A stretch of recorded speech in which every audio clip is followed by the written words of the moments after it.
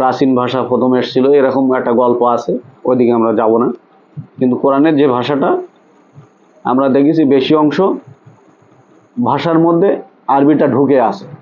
আর সবচেয়ে একটা উত্তম বিষয় হচ্ছে যে আরবির মধ্যে অন্য কোনো ভাষা, অন্য কোনো শব্দ ঢুকে নেই, পৃথিবীর কেউ দেখাতে পারবে না।